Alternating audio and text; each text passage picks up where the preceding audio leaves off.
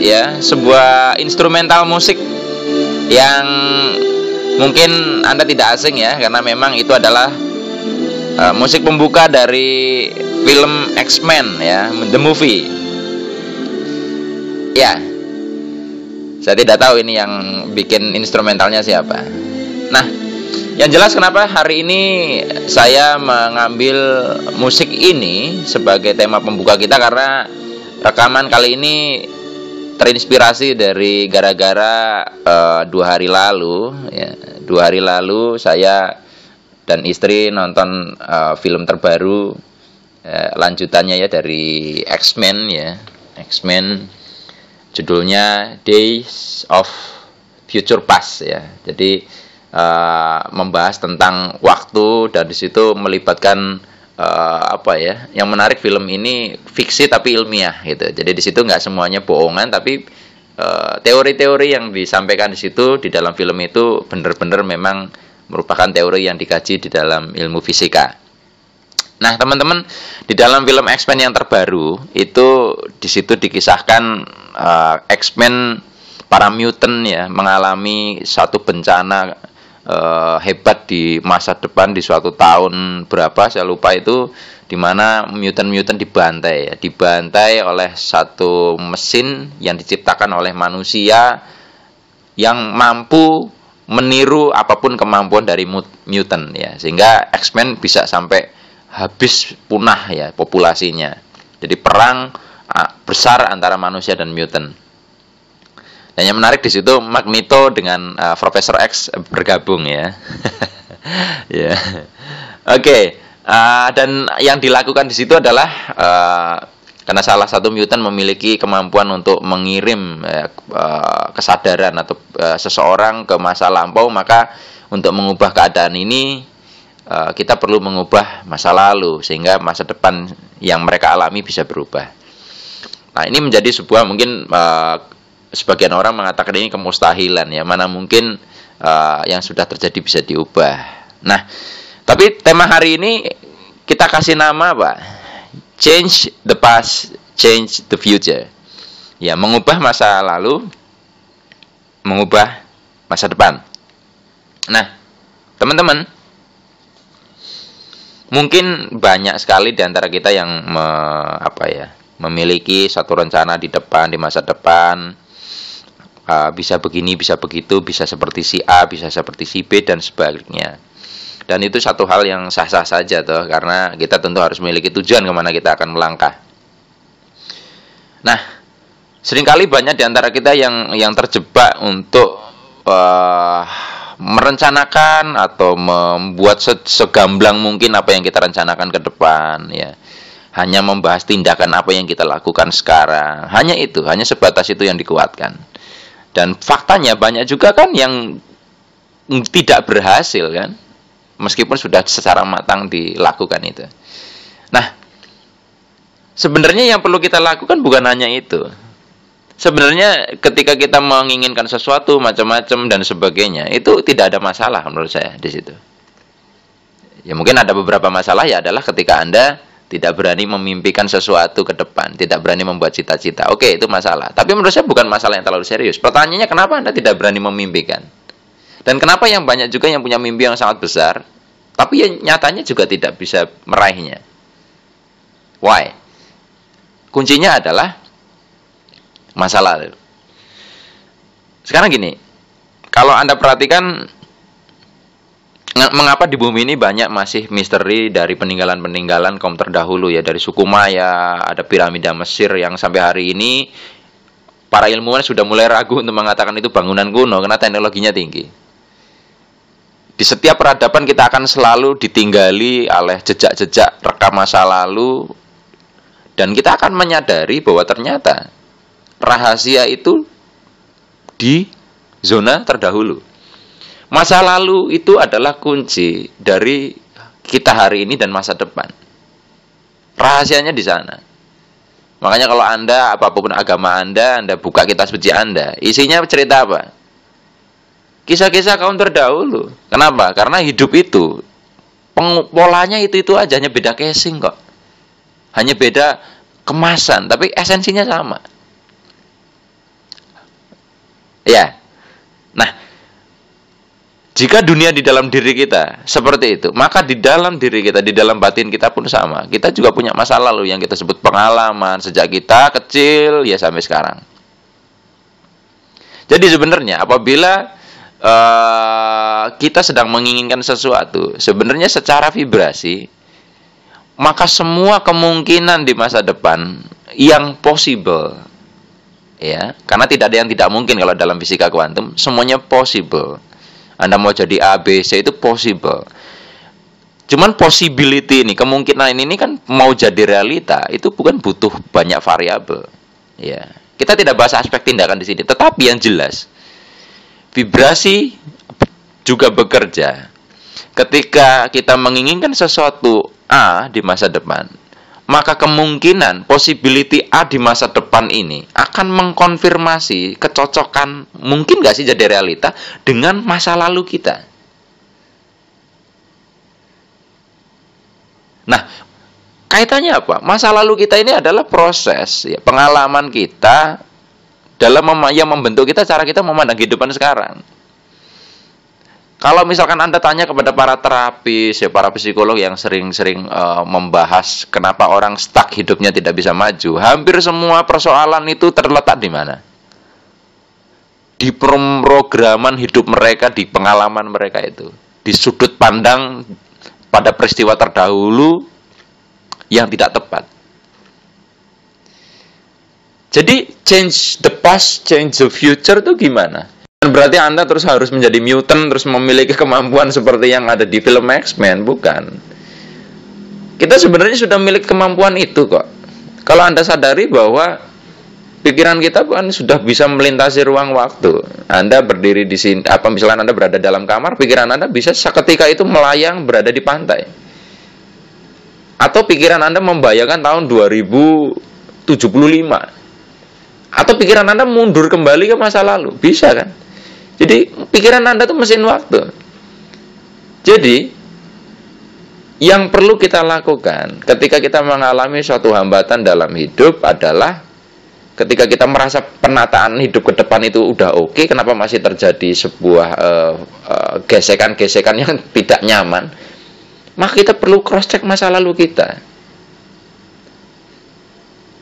Lalu terus bagaimana kita mengubah sesuatu yang sudah terjadi? Bisa, masa lalu bisa diubah. Caranya apa? Bukan mengubah kejadiannya, tapi mengubah cara kita memandang kejadian itu. Misalnya apa? Misalnya kita punya dendam di masa lalu, punya satu kekecewaan di masa lalu.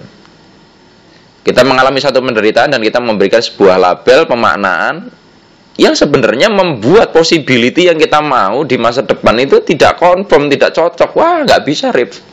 Kamu belum selesai untuk urusan ini di masa lalumu. Possibility ini tuh nggak bisa jadi karena dia butuh ini syaratnya. Nah, ini yang perlu kita lakukan. Cek apa sih sebenarnya yang menjadi blockingnya kita itu di mana di masa lalu. Yang seharusnya dibutuhkan mentalitas di ke depan ini yang dibutuhkan sebagai wadah possibility itu. Jadi luangkan waktu kita bukan hanya menatap ke depan, yang hanya merencanakan masa depan. Anda renungkan sebenarnya cita-cita saya ini butuh mentalitas seperti apa sih? Anda data. Kemudian butuh apa saja? Lalu Anda cek apakah Anda udah punya itu atau di masa lalu ada justru pemaknaan kita yang membatalkan syarat-syarat yang dibutuhkan untuk masa depan yang kita ingin raih.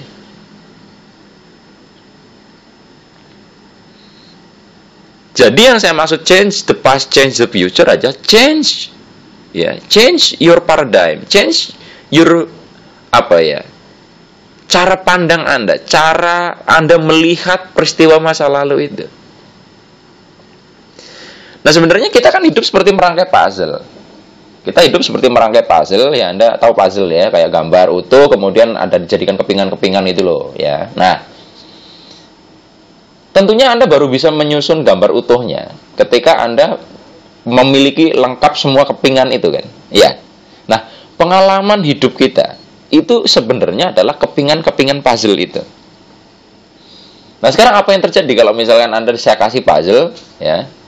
Saya kasih puzzle utuh, tapi kemudian Anda tidak mau menerima 10 kepingan. Anda buang, Anda bilang Anda tidak suka. Bisa nggak Anda menyusunnya? Mungkin bisa, tapi tidak akan lengkap. Gambarnya pasti akan ada bolong-bolong. Ya kan?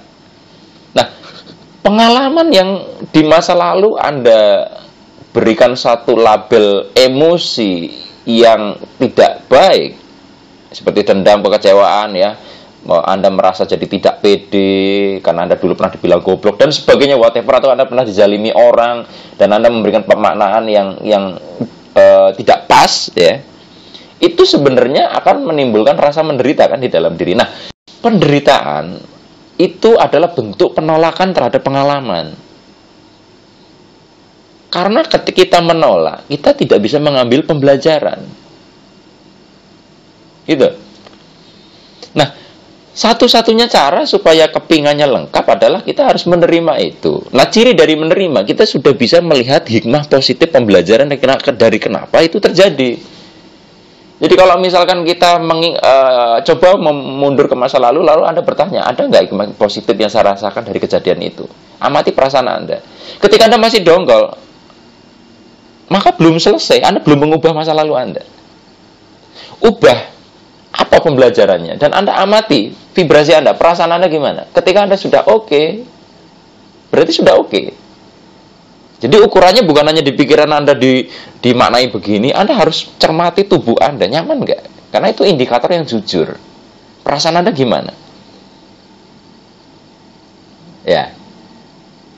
Nah, atau Anda boleh coba begini, Anda siapkan 3 kursi, ya, Anda siapkan 3 kursi, kemudian Anda duduk di kursi yang di tengah, kemudian ya, Anda di kursi yang tengah itu adalah Anda yang sekarang. Kemudian Anda bayangkan, ya, Anda bayangkan 3 kursi itu adalah diri Anda sendiri. Yang satu diri Anda di masa depan, di mana cita-cita tersebut sudah tercapai, yaitu possibility di masa depan. Yang di masa lalu adalah sosok pengalaman Anda dulu, gitu loh. Nah, kemudian coba Anda tanya kepada kursi, ya, yang anggap aja di situ ada Anda. Sebenarnya apa sih yang dibutuhkan supaya saya bisa mencapai atau ketemu kamu gitu di masa depan, ketemu diriku sendiri. Lalu Anda pindah kursi, duduk di situ, rasakan Anda jadi pribadi itu. Nanti biarkan apa yang ada dalam pikiran Anda, perasaan ngomong. Anda akan jadi sosok yang berbeda loh. Anda ngomong gitu loh, bahwa saya butuh gini, dan syarat-syarat yang dibutuhkan apa saja. Kira-kira apa sudut pandang masa lalu yang perlu dirubah. Nah, kemudian Anda pindah kursi lagi, terus kemudian pindah ke masa lalu. Bagaimana sudut pandang Anda di situ? Cocok enggak? Kemudian Anda bisa juga membuat obrolan imajiner di situ yang dengan bantuan kursi antara Anda yang di masa depan dengan yang di masa lalu. Ada kesepakatan tidak? Kalau yang di masa lalu masih belum bisa menerima, maka ya possibility itu tidak bisa jadi nyata itu tadi. Jadi banyak hal yang belum terrealita saya saat ini masih seperti ini, ya karena banyak hal ya dalam diri saya sendiri itu belum clear di masa lalu. Itu PR saya juga gitu loh. Nah, setelah itu Anda lakukan, ya kemudian Anda balik lagi ke posisi di tengah. Rasakan. Kalau sudah oke, mengingat pengalaman masa lalu, yaudah, action. Menjemput masa depan. Apakah pasti? No. Apakah tidak pasti? No juga. Karena di dalam fisika kuantum kita bicara possible. Makanya kalau misalkan Anda nonton film Kung Fu Panda, di sana disebutkan bukan everything harus, ya, everything pasti, ya. Jadi cuma disebutkan everything is possible, ya. Everything is possible when we have inner peace.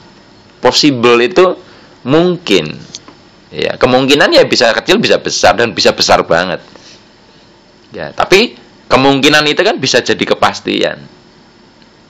Karena kalau mungkin malah kata-katanya lebih fleksibel, ya, lebih memberikan harapan sebenarnya.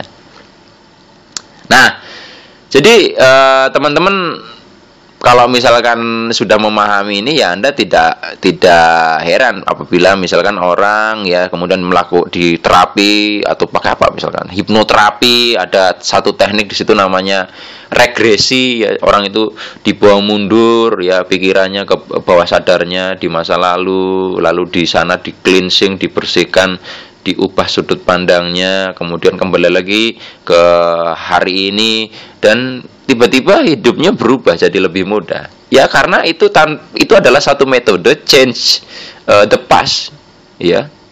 Change the future. Itu dia.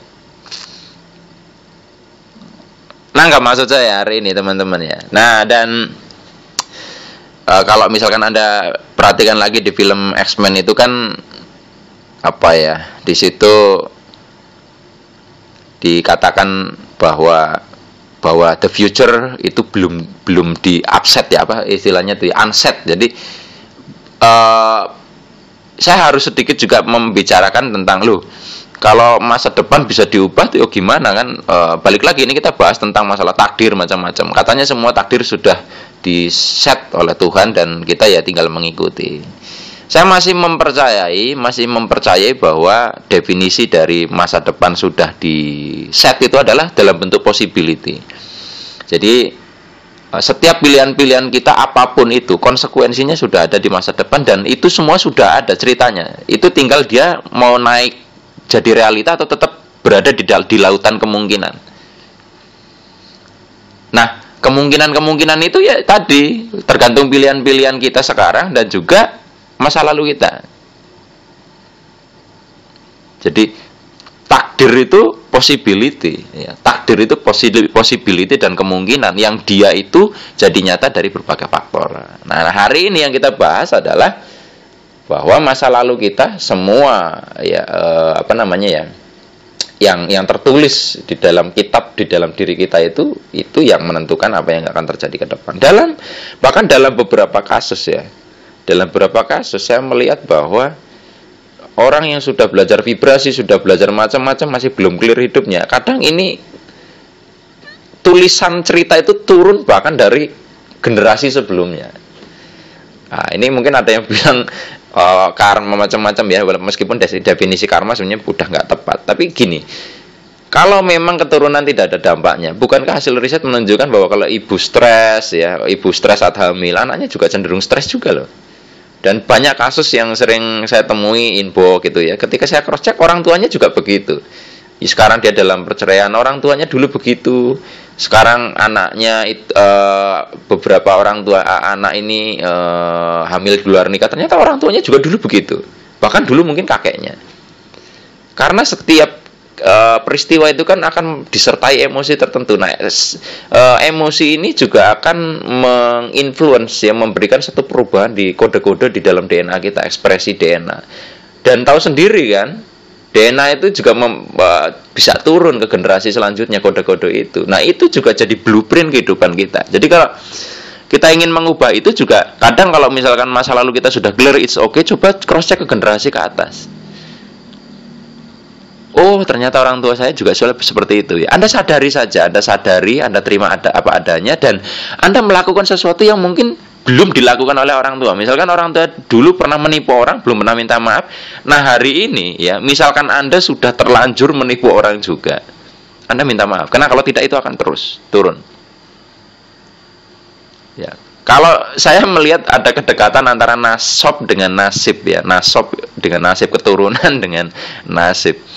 Ya, dan kalau misalnya saya kan beragama Islam, kalau seandainya keturunan tidak penting, kenapa kok di dalam yang saya yakini dari mulai Nabi Adam sampai Nabi Muhammad itu satu garis keturunan. Kalau keturunan nggak penting, kenapa kok turunnya dari situ? Jadi benar orang-orang zaman dulu bibit, bebet, bobot itu betul. Ya, tidak sepenuhnya salah gitu. Aplikasinya dalam konteks tertentu itu sangat benar. Karena terkait past ini. Your past itu have a contribution to your future. Punya satu kontribusi terhadap pembentukan realita dalam hidup Anda. Nah, jadi sudah paham ya teman-teman bagaimana yang saya maksud jadi change the past, change the future ya.